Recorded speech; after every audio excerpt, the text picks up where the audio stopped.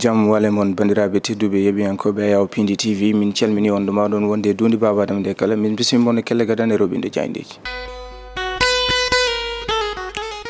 alkamisa sappo jeeɗiɗi lewru octobre 2024 bisimilla mon kelle gadane roɓindo jayndeji puɗɗortoɗen ko jaynde gendira leydi Sénégal jaynde le soleil ɓe garti e bagginali kanko hoorejo leydi ndi son excellence Bassirou Diomaye Diakhar Faye o arti ko yitno e golle sukaɓe ko yitno e ndema kame gaynaka ha ɓuuri tengtude kadi ko yete ko e ustugol koppareji ɓurtuɗi laamu ngu hutorto ko mbiyata ko réduction du train et de vie de l'état e ko yitno noon gam tigui wawde ha joni dolnude kame yuɓɓinde yumtinde ko yitno e ɗo eɓɓore nde ɓe mbi vision Sénégal 2050 jaynde le soleil arti hen jaynde Revue quotidien ɓe garti ko e ɗin ɓesguji wonɓe oɗo saaha e caɗele musɗe to banggue wonande ɗam ilam keftoɗam nokkuji mumen hani e koɗorde mumen ɗum ɗon saabi ɓe kolliti toon to Bakel oɗo saaha de ɓesguji ɗi ne wayno yoga e won guuri joɗima balɗe tati tawi goni kadi koye caɗele kaya mbeya kono kadi joɗade tawi ala ndiyam ɓe garti hen e on saaha mo ganduɗa kanko président de la république Diomaye Diakhar Faye omo fada toon to Kédougou ñande sappo e jeetati e sappo jeenayyi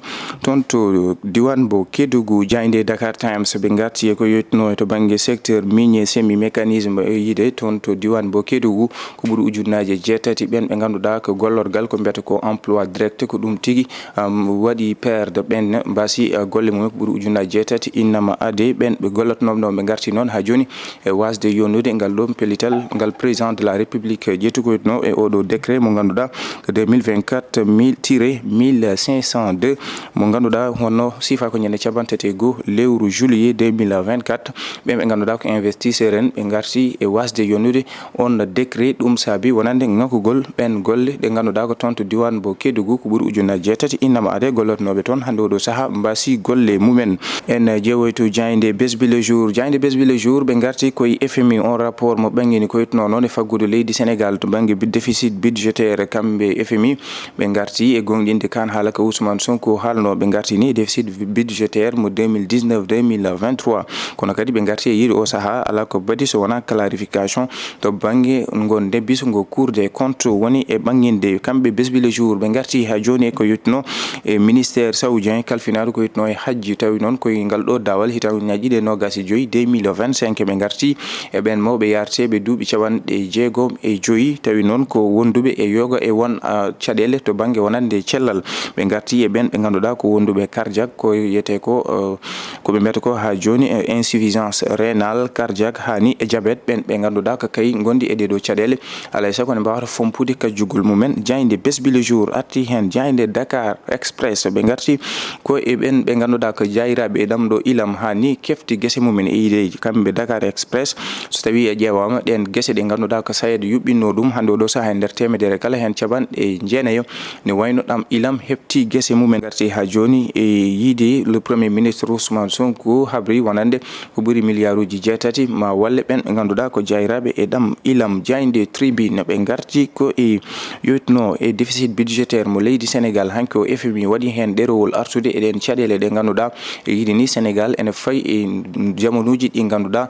ko musɗi no fewi to banggue wonande faggudu leydi ndi kono ɓe garti e kanko Ousmane Sonko biɗo hande oɗo saaha ɓen ɓe ganduɗa ko ministre uji hay DG ji kamɓe kala ne mbawata rendi hani e ɓen ɓe ganduɗa ko yaduɓe e landa Pastef ko yitno e ɗiɗo sungoji subaɓe dental ne mbawata rendinde koppareje beele ɓe jaahay campagne Bougane Gueye Dany kañum ne yanema ko holliti o saaha ɗum firta tan ko darde mabɓe e ɓen ɓe ganduɗa ko jayiraɓe ɗam ilam ɗum ɗon de kam wona hunde nde ganduɗa eɓe battori ɗum kanko Bougane kan haala en tawe e jaynde tribune jaynde enquête ɓe garti koye ɓen koɓe mbi ko ɓen ɓe ganduɗa ko kayitigi mbaɗi ralliement ko mbiyata ko transhumance jaynde enquête yi ɗum ko le bal des opportunistes ɓen ɓe ganduɗa hande oɗo saaha nana daari gam tigui tawtoyde lande oɓe ganduɗa ko Ousmane Sonko walli ɗum e ɗiɗo sungoji subaɓe dental kono ɓe garti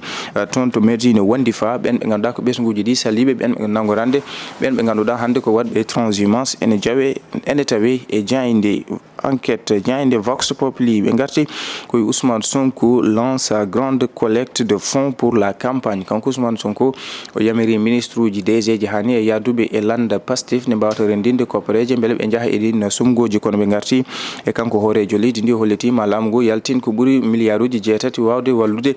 ɓen ɓe ganduɗa ko jayiraɓe e ɗamɗo ilam kono Bougane Gueye jabtima Ousmane Sonko yandi ɗum oɗo saaha ko hatojini ko wallude ɓesguji leydi Sénégal wonɓe kaya mbeya ɓe ilam hepti nokkuji mumen kam e guese mumen. ƴeewoyen jayinde Walf Quotidien ɓe garti koye caɗele oɗo saaha no leydi ndi yaratni to banggue gurnam ɓesguji ɗi ɓe garti to banggue cellal ɓe garti to banggue jangde e fonction publique collectivité territoriaux ɗeɗo kala sengoji ɗi foof ko caɗele tawa toon ɗum saabi ɓen ɓe ganduɗa ko syndicat jen hay hujjukinantoɓe jalti e deƴƴen mumen wadde seppoji oɗo saaha dokkani haydara laamu Bassirou Diomaye Diakhar Faye kamɓe e Ousmane Sonko kono Walf Quotidien arti e FMI on ɓatake mo siifi fewde faggudu leydi Sénégal yiiɗo saaha déficit budgétaire mo 2019-2023 leydi Sénégal ene fayi e dumunaji ɗi ganduɗa ko cattuɗi to banggue wonande faggudu leydi jayinde las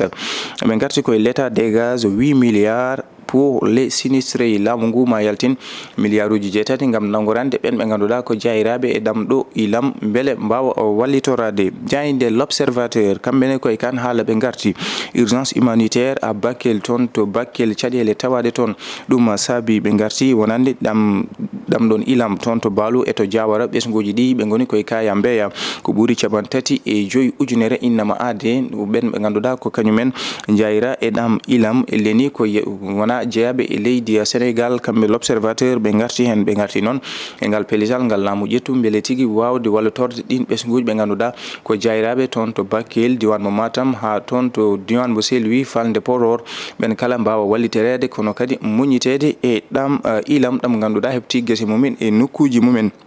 kono l'observateur arti ha joni le premier ministre Ousmane Sonko mo ganduɗa arti e yiide o saaha laamu ngu ma daro gam nangorande en e ganduɗa ko sinistré en jayiraɓe e ɗam ilam. bandiraɓe tedduɓe yeɓiyankoɓe ayaw Piindi TV ko ɗum woni komin doɓinnomon e kelle kadani roɓino jayndeje subaka hande o min dokon aadi aljuma paɗo so hawre welede Allah ɗo e nden yo jaam jogomin jogomon on jarama.